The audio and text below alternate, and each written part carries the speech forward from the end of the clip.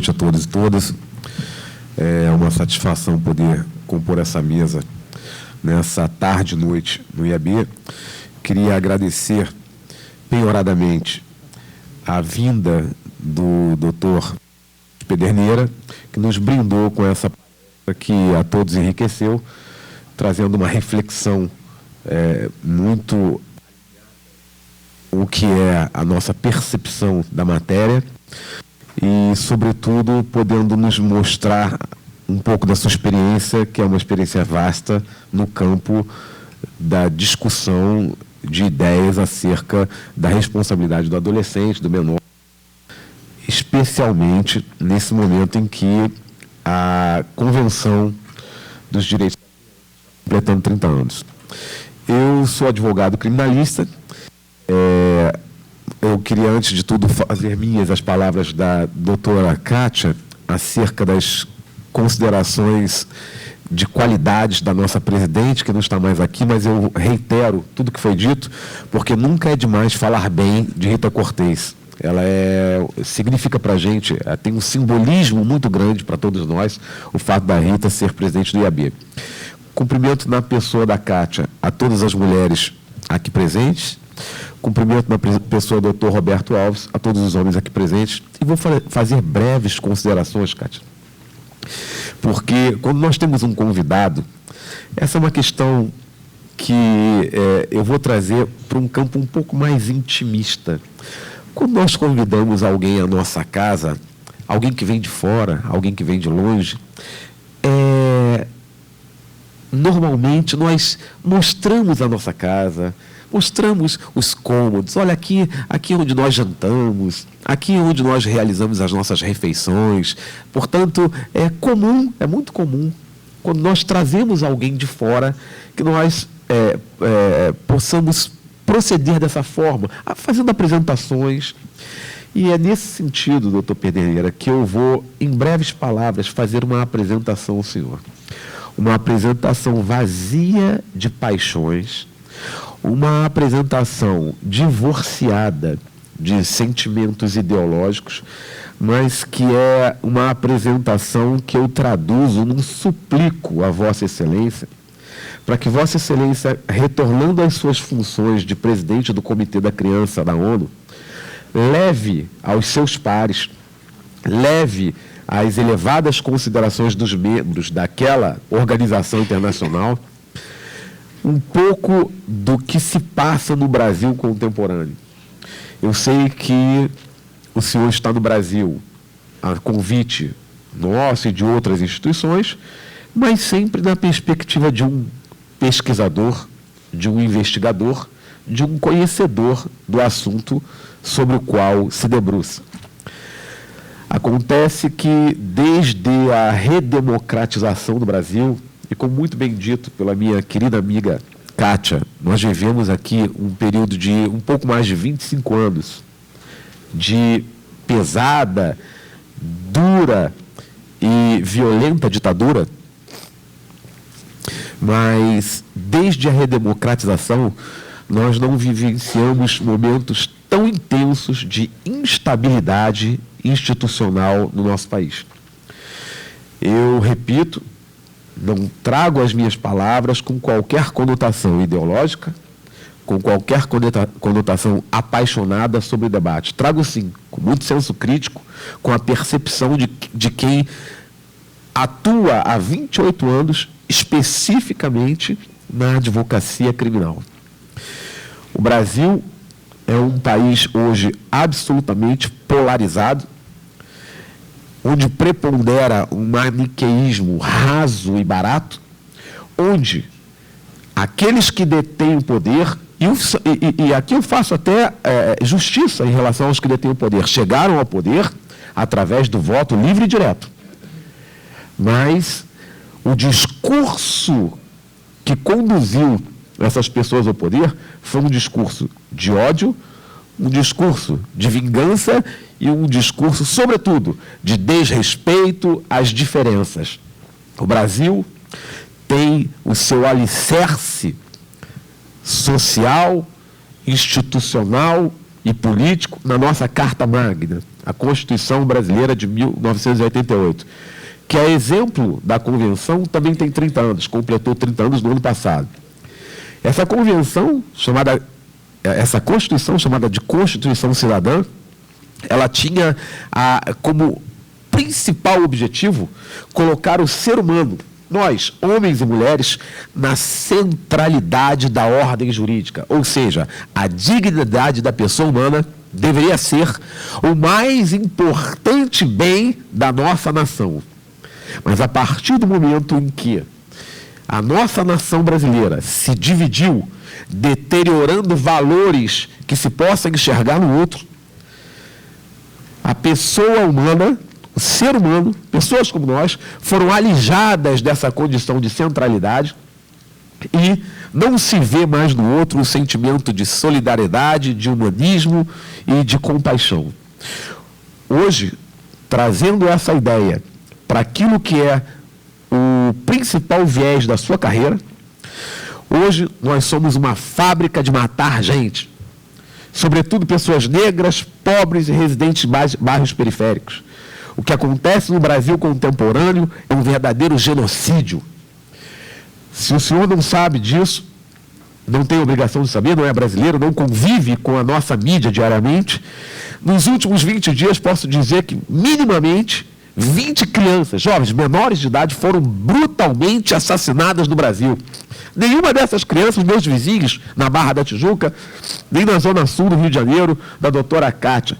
Todas crianças negras, pobres, periféricas e que foram assassinadas sem qualquer prática ou demonstração de prática delituosa. Foram assassinadas pela simples condição de pessoas pobres, negras, periféricas.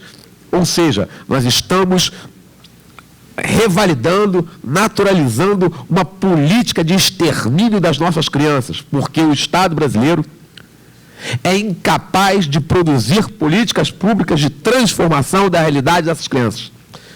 Eu tenho certeza absoluta que o crime, e sou um estudioso da criminologia há muitos anos, tenho doutorado em criminologia, que o crime, ele não é uma condição inata ao ser humano.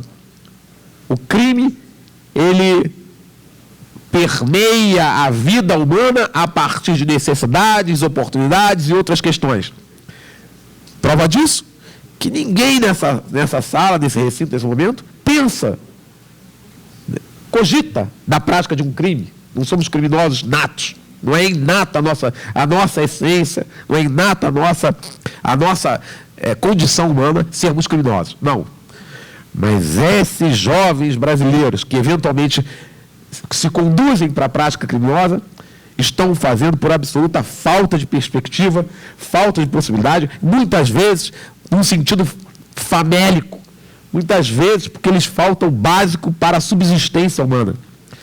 Portanto, o que eu trago para a consideração do senhor, para que o senhor leve as reflexões da ONU, aproveitando essa oportunidade ímpar que o IAB, o Instituto dos Advogados Brasileiros, traz para a nossa sociedade, para o nosso debate, para o senso crítico daqueles que acreditam nas instituições, é de que no Estado brasileiro instalou-se um modelo de poder que desconsidera a pessoa e, sobretudo, os jovens, principalmente aqueles que são periféricos, aqueles que não têm condição de se enquadrar no modelo capitalista daqueles que estão hoje no poder.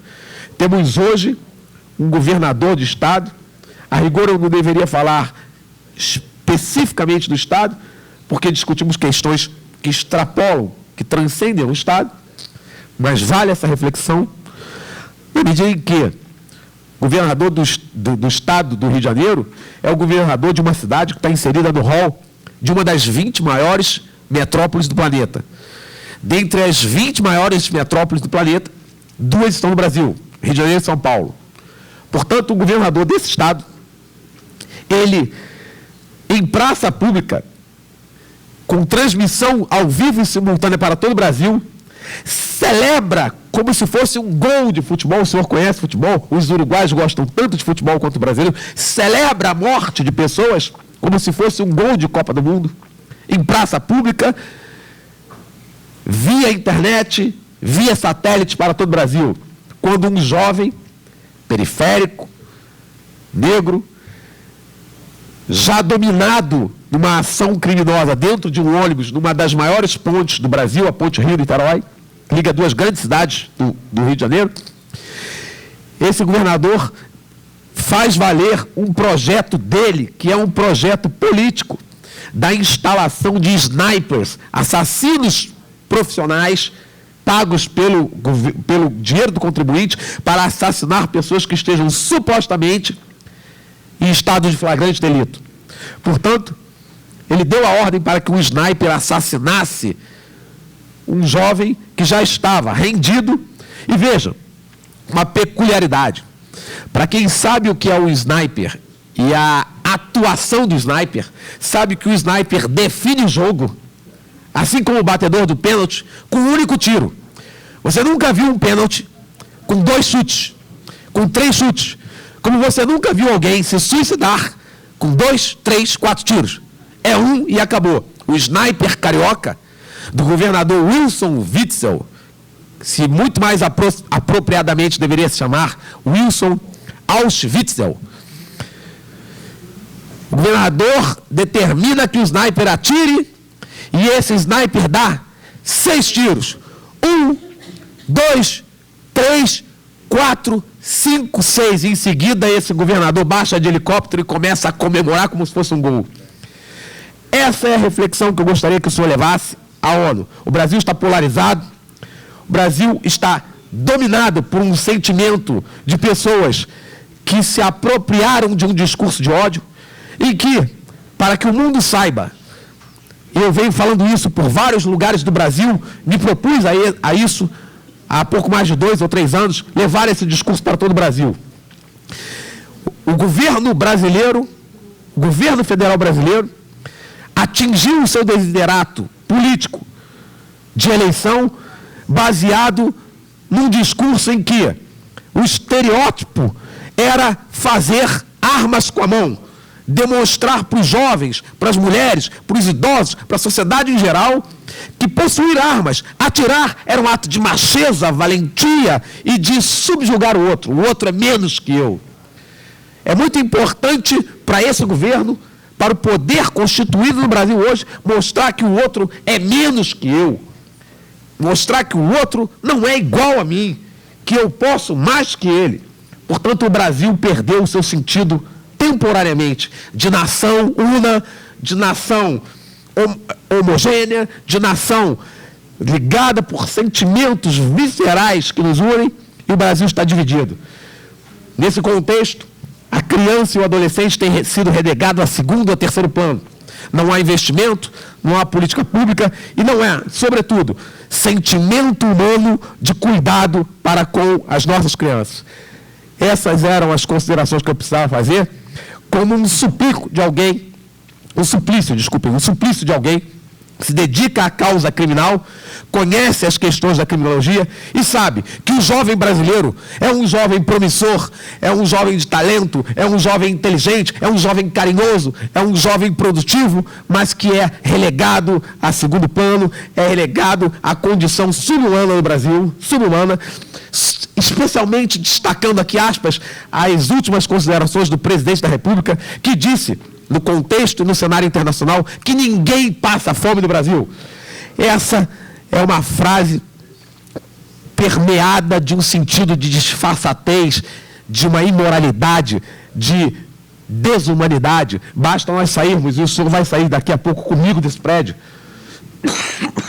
Peço desculpa, estou gripado. E o senhor vai ver quantas pessoas estão dormindo nas marquises aqui embaixo. Pessoas que não têm casa, pessoas que não têm seguro social, pessoas que não têm uma outra muda de roupa para trocar, pessoas que passam fome literalmente aqui, a poucos metros de nós, uma das maiores cidades do planeta Terra. Portanto, é de uma disfarçatez extrema. Alguém que nega que pessoas passam fome no Brasil, que a Amazônia não está queimando, que mulher deve ganhar menos porque engravida, que teve 5 filhos, 4 homens, mas quando ele se descuidou e fraquejou, ele teve uma mulher. São questões que o Brasil precisa saber, a ONU precisa saber, o mundo precisa saber. Muito obrigado a todos e todas.